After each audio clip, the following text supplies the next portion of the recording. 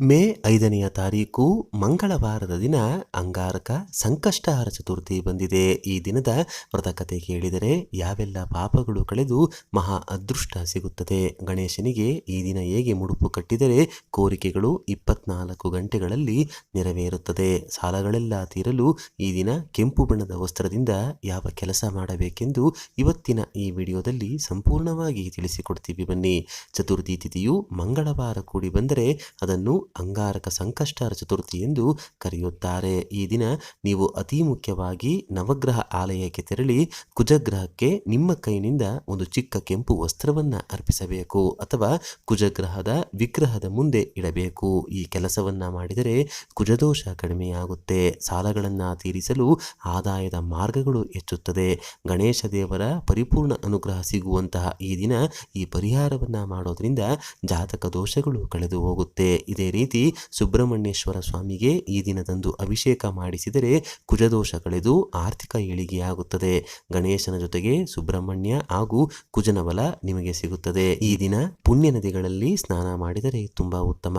ಈ ಸ್ನಾನವನ್ನ ಮಾಡಲು ಸಾಧ್ಯವಾಗಿಲ್ಲವೆಂದರೆ ಮನೆಯಲ್ಲಿಯೇ ಗಂಗಾಜಲ ಬೆರೆಸಿಕೊಂಡು ಸ್ನಾನ ಮಾಡಿ. ಎಳ್ಳನ್ನು ನೀರಿಗೆ ಬೆರೆಸಿ ಸ್ನಾನ ಮಾಡಿಕೊಳ್ಳಿ. ಯಾರಾದರೂ ಇನ್ನು ಮುಂದೆ ಸಂಕಷ್ಟಿ ವ್ರತವನ್ನ ಆಚರಿಸಬೇಕೆಂದು ಅಂದುಕೊಂಡಿದ್ರೆ ಅಂಗಾರಕ ಸಂಕಷ್ಟಿಯ ದಿನ ವ್ರತವನ್ನ ಆರಂಭಿಸಿದರೆ ತುಂಬಾ ವಿಶೇಷ ಫಲ ಸಿಗುತ್ತದೆ ಎಂದು ಗಣೇಶ ಪುರಾಣದಲ್ಲಿ ಬರೆಯಲಾಗಿದೆ. ಕುಜದೋಷದಿಂದ ಮದುವೆ ತಡವಾಗ್ತಿದ್ರೆ, ಗಂಡ ಹೆಂಡತಿ ನಡುವೆ ಜಗಳಗಳು ಆಗ್ತಿದ್ರೆ, ವ್ಯಾಪಾರದಲ್ಲಿ ನಷ್ಟ ಮೋಸಗಳಾಗ್ತಿದ್ರೆ ಎಲ್ಲವನ್ನೂ ದೂರ ಮಾಡಿ ಅದೃಷ್ಟ ನೀಡುವಂತಹ ಶಕ್ತಿ ಅಂಗಾರಕ ಸಂಕಷ್ಟಿ ವ್ರತಕ್ಕಿದೆ.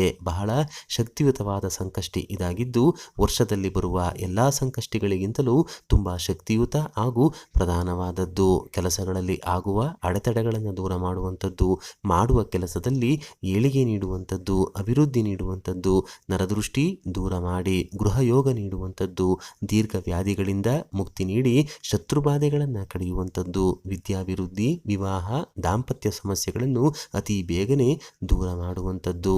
ಈ ಬಾರಿ ಅಂಗಾರಕ ಸಂಕಷ್ಟಿ ಚತುರ್ಥಿ ತಿಥಿಯು ಮೇ 5 ಬೆಳಿಗ್ಗೆ 5:24 ಆರಂಭವಾಗಿ ಮೇ 6ನೆಯ ತಾರೀಕು ಬುಧವಾರ ಬೆಳಿಗ್ಗೆ 7:51 ಮುಕ್ತಾಯವಾಗುತ್ತೆ. ಮೇ 5 ಮಂಗಳವಾರ ರಾತ್ರಿ ಚಂದ್ರೋದಯ ಸಮಯ ಬಂದು ರಾತ್ರಿ 9:52.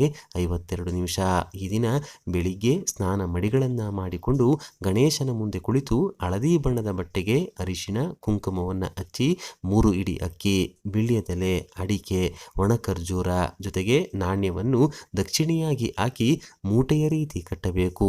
ಮುಡುಪು ಕಟ್ಟಿ ವ್ರತ ಸಂಕಲ್ಪ ಮಾಡಿ ದಿನವನ್ನು ಆರಂಭಿಸಿ ಹಗಲೆಲ್ಲ ಹಾಲು ಹಣ್ಣು ಸೇವಿಸಿ ಉಪವಾಸ ಮಾಡಬೇಕು.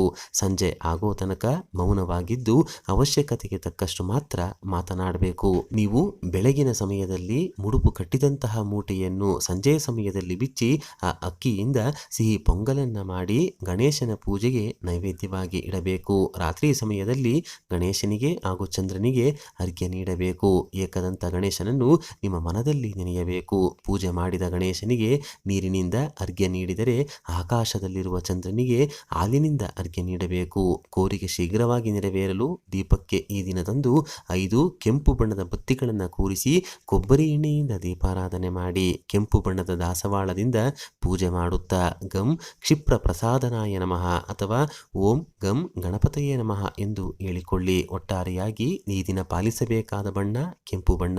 ಕೆಂಪು ಬಣ್ಣದ ವಸ್ತ್ರವನ್ನು ಅರ್ಪಿಸೋದು, ಕೆಂಪು ಬಣ್ಣದ ಪುಷ್ಪಗಳನ್ನು ಪೂಜೆಯಲ್ಲಿ ಬಳಸೋದು, ಕೆಂಪು ಬಣ್ಣದ ಬತ್ತಿಗಳನ್ನು ದೀಪಕ್ಕೆ ಹಾಕುವುದು, ಸಾಧ್ಯವಾದರೆ ಕೆಂಪು ಬಣ್ಣದ ಅಕ್ಷತೆಯನ್ನು ಕೂಡ ಗಣೇಶನ ಪೂಜೆಗೆ ಬಳಸಿ. ಈ ದಿನ ಬ್ರಹ್ಮಚರ್ಯವನ್ನ ಪಾಲಿಸಿ ದೇಗುಲಕ್ಕೆ ಹೋಗಿ ಗಣೇಶನ ದರ್ಶನ ಮರೆಯದೆ ಪಡೆಯಿರಿ. ಇನ್ನು ವೈಶಾಖ ಮಾಸದ ಸಂಕಷ್ಟಹರ ಗಣಪತಿ ವ್ರತಕತೆ ಏನು ಅಂತ ತಿಳಿಯೋದಾದರೆ ಲೋಕಮಾತೆಯಾದ ಪಾರ್ವತಿ ದೇವಿಯು ಗಣೇಶನಿಗೆ ಹೀಗೆ ಹೇಳುತ್ತಾಳೆ: ಎಲೆ ಗಣಪತಿಯೇ, ಚೈತ್ರ ಮಾಸ ಗಣಪತಿ ವ್ರತ ಮಹಿಮೆ ಕೇಳಿ ಧನ್ಯಳಾದೆ. ವೈಶಾಖ ಮಾಸದ ಮಹಿಮೆಯನ್ನು ಸವಿಸ್ತಾರವಾಗಿ ತಿಳಿಸು. ಈ ಮಾಸದಲ್ಲಿ ನಿನ್ನನ್ನು ಯಾವ ಹೆಸರಿನಲ್ಲಿ ಪೂಜಿಸಬೇಕೆಂದು ತಿಳಿಸುವಂತವನಾಗು ಎನ್ನಲು ಗಣಪತಿಯು, ಏ ತಾಯಿ, ವೈಶಾಖ ಮಾಸದಲ್ಲಿ ನನ್ನನ್ನು ಚಕ್ರರಾಜ ಏಕದಂತ ಗಣಪತಿ ಎಂಬ ಹೆಸರಿನಲ್ಲಿ ಶ್ರೀಚಕ್ರ ಪೀಠದಲ್ಲಿ ಪೂಜಿಸಬೇಕು. ಈ ಕುರಿತಾಗಿ ಪೂರ್ವದಲ್ಲಿ ನಡೆದ ಮಹಿಮಾನ್ವಿತವಾದ ಕಥೆಯೊಂದನ್ನು ಹೇಳುವೆ ಕೇಳು.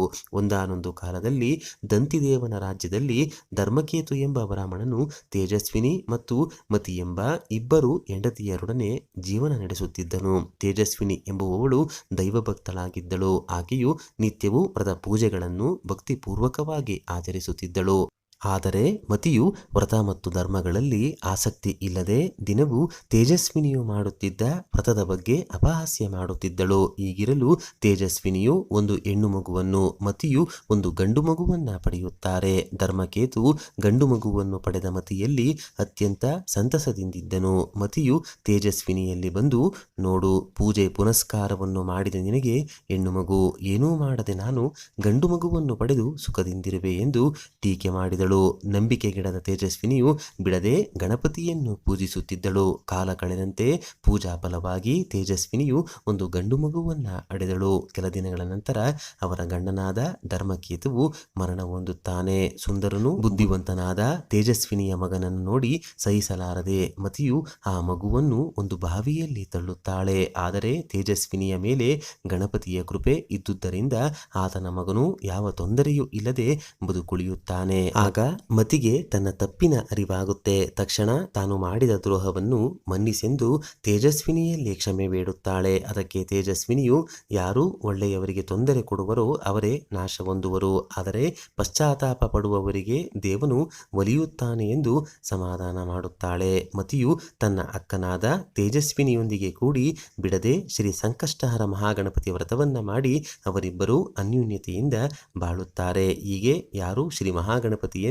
ಭಕ್ತಿ ಮತ್ತು ಶ್ರದ್ಧೆಯಿಂದ ಪೂಜೆ ಮಾಡುತ್ತಾರೋ ಅವರು ತಮ್ಮ ಶತ್ರುಗಳನ್ನೆಲ್ಲ ಜಯಿಸಿ ಸುಖ ಬಾಳ್ವೆಯನ್ನ ಬಾಳುತ್ತಾರೆ ಎಂಬಲಿಗೆ ಶ್ರೀಕೃಷ್ಣ ಯುಧಿಷ್ಠಿರ ಸಂವಾದದ ಶ್ರೀ ಸಂಕಷ್ಟಹರ ಚಕ್ರರಾಜ ಏಕದಂತ ಮಹಾಗಣಪತಿಯ ವೈಶಾಖ ಮಾಸದ ಕಥಾ ಮಹಿಮೆಯು ಸಂಪೂರ್ಣವಾಯಿತು. ಈ ವಿಶೇಷ ವ್ರತಕಥೆಯನ್ನ ಕೇಳ್ತಾ ಈ ಬಾರಿ ಮಂಗಳವಾರ ಕೂಡಿ ಬಂದಿರುವಂತಹ ಅಂಗಾರಕ ಸಂಕಷ್ಟಿಯ ದಿನ ಗಣೇಶನ ಪೂಜೆ ಮಾಡಿ ಸರ್ವ ಸಂಕಷ್ಟಗಳಿಂದ ಮುಕ್ತಿ ಹೊಂದಿ ಅಂತ ಹೇಳ್ತಾ ಇವತ್ತಿನ ಈ ವಿಡಿಯೋನ ಇಲ್ಲಿಗೆ ಮುಗಿಸ್ತಾ ಇದ್ದೀವಿ. ಈ ವಿಡಿಯೋ ಮಾಹಿತಿ ನಿಮಗೆ ಇಷ್ಟವಾದರೆ ತಪ್ಪದೆ ಜೈ ಮಹಾಗಣೇಶ ಅಂತ ಬರೆದು ಈ ವಿಡಿಯೋನ ಪ್ರತಿಯೊಬ್ಬರಿಗೂ ಶೇರ್ ಮಾಡಿ. ಮುಂದಿನ ಬಾರಿ ಮತ್ತೊಂದು ವಿಶೇಷ ಮಾಹಿತಿಯೊಂದಿಗೆ ಭೇಟಿಯಾಗೋಣ. ಧನ್ಯವಾದ ಸ್ನೇಹಿತರೆ.